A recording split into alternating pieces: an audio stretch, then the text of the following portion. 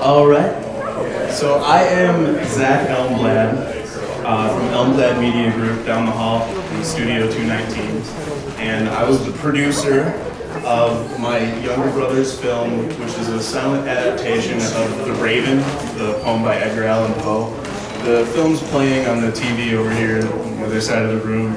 It's about 7 minutes. If you get a chance to check it out, then this will make much more sense to you. So this project started because I recently started doing photography full-time, and I invested in a really nice camera that cost as much as a used car. So I wanted to get some more mileage out of it than just using it professionally. And my brother went to film school, so he has a bunch of scripts lying around. And I asked him if he would like to direct and write a short film, less than 15 minutes, using a couple of different types of processes that we've been thinking about. So this is what the film looks like during the editing process. I put this slide up just to sort of illustrate that there's a lot that went on into making this film. There was many shots that we had to take, and there was a custom audio track that we made for it, and just a whole lot of post-production work went into this. So I just kind of wanted to talk a little bit about the process that goes into making something like that on a small budget and with a short amount of time. So moving forward, this is what we started with. These are called storyboards, and this is like the traditional way of doing preparation for filmmaking. And what we did is, once we had a script finalized, I told Dan, my brother, that what I wanted him to do was draw me a small picture. It didn't have to be high quality picture. It's not Ellen drawing this, so we're dealing with stick figures, and what I wanted to show was motion. I need to know what the camera is supposed to be doing, and I need to know where it's moving and who's in the shot. And we numbered them in sequence, and he ended up sending me 6 or 7 of these sets of 9. I don't remember exactly how many were in there, but once we had all of the storyboards done, then we moved on to blocking, is what we called it, where we kind of took all of these storyboards and divided them into the different locations that we would need to visit in order to make this film, and kind of the different technical problems that I would have to address as director of photography and producer. So since I was the one writing the checks and I was the one operating the camera, even though Dan was the director, I ended up having quite a bit of say in the logistics of getting this done. So the very first thing that we needed to handle was getting the television content right. And so, as you can see in this still image taken from the film, we have content on the television that's then being filmed. So thinking ahead, we needed to make sure that we had all of that content produced. So that's the first thing that we ended up doing, is producing all this content. So this is Hannah. She's the lost Lenore, if you're familiar with the story of the Raven. And she is basically haunting Edgar through this television. And there's a lot of technical aspects to getting this shot. I actually set up an elaborate a bunch of lights and all types of things in my studio down there, which, if you have seen it, is rather small. And right here you can kind of see a little bit of the behind-the-scenes action. So basically the idea is we have to light the background, and then light the space between the subject and the background, and then light the subject. And that gets the impression that she's coming out of the white, so to speak, or that she's glowing. And that was a very important thing for us, because we wanted to imply that she was ethereal in some respect, either imaginary or haunting. Either way, we wanted to make it look very airy and very white, considering we were making a black and white film. We only had 2 options. We picked white. So this, during the same day that we filmed the TV content, we also needed to conjure up some memories of Edgar and the lost Lenore. So we had them walking around. This is actually behind the building. This is the railroad tracks behind the Park Trade Center. You can see Family Dollar up there in the parking lot for the West End Market.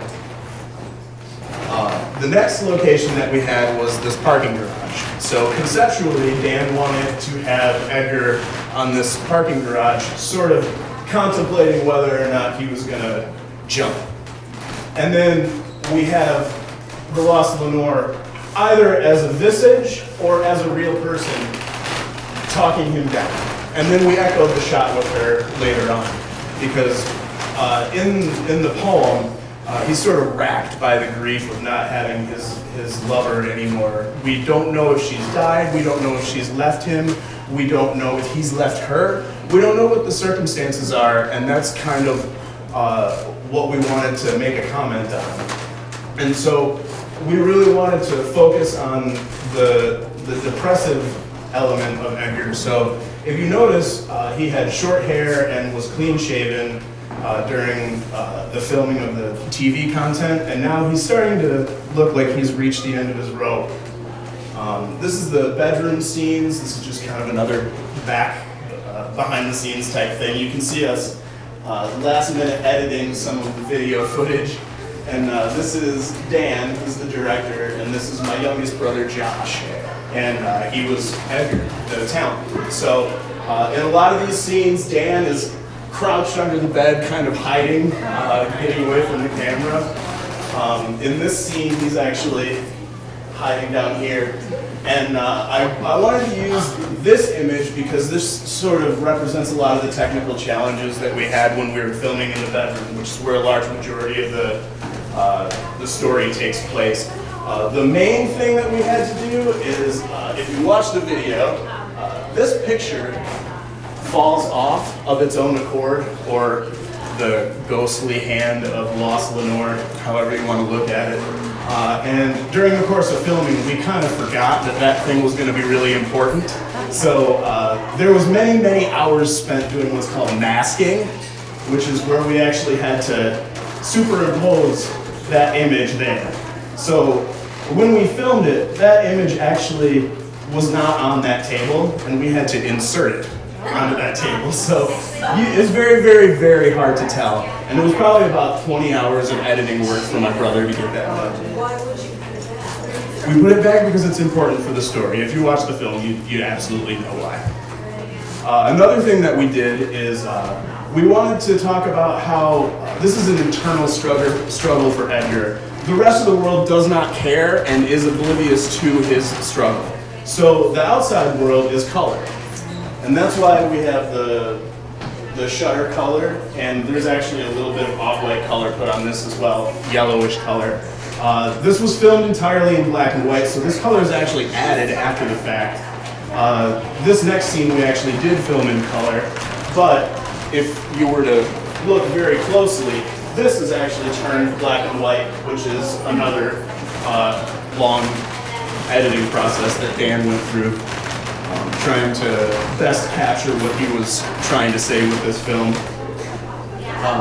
Personally, my favorite shot is this shot here, where what we're doing is we're projecting the static that's haunting Edgar from the television.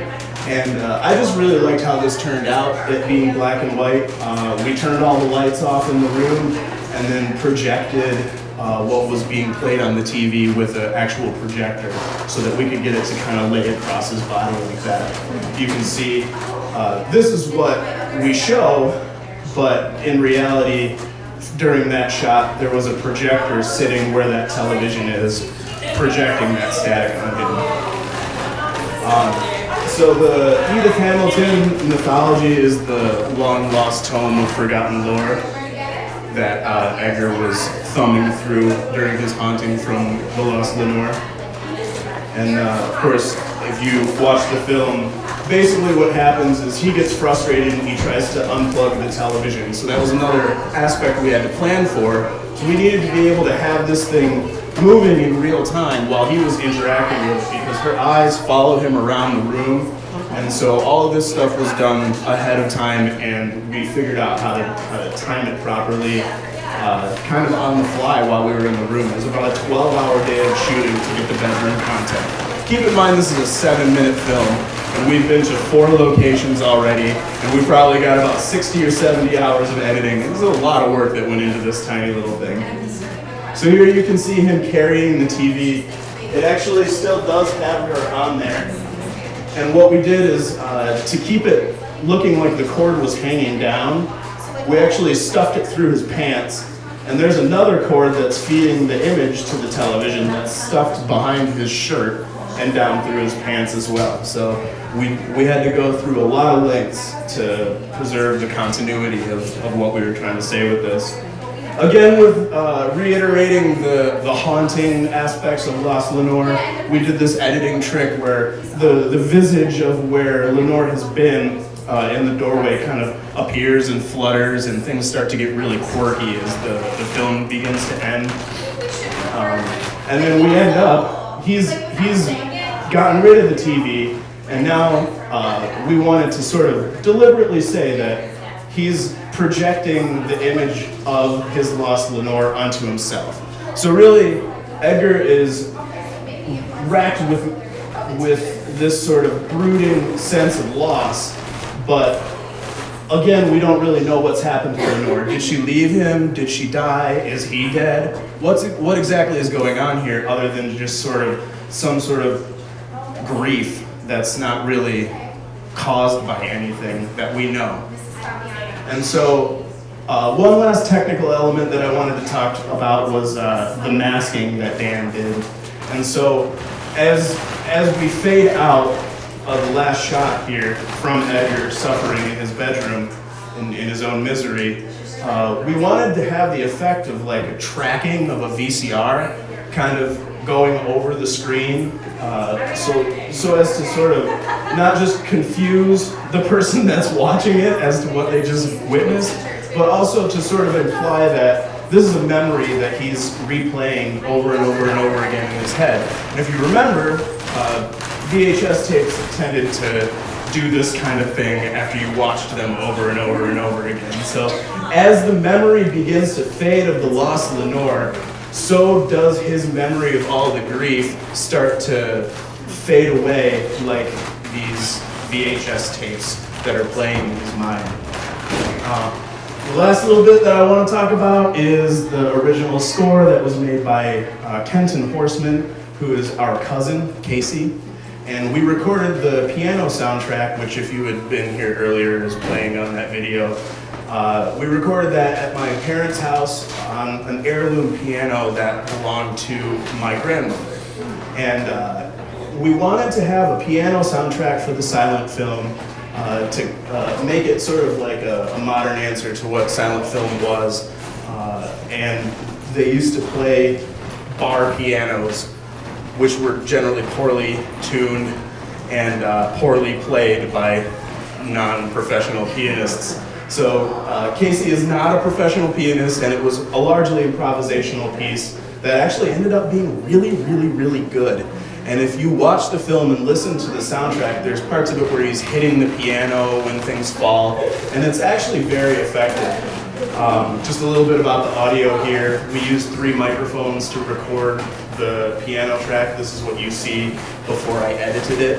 And this is actually a stereo track and a mono track. One of the microphones is stuffed inside the piano, and the other microphones are actually behind the player and risen up, because I wanted to get all the sounds of him hitting the piano and of his coat rustling and that type of thing, because I thought it would be more atmospheric and remind us of being actually in a theater seeing a silent film. So that's it, that's my little talk. It's our little behind the scenes talk about The Raven.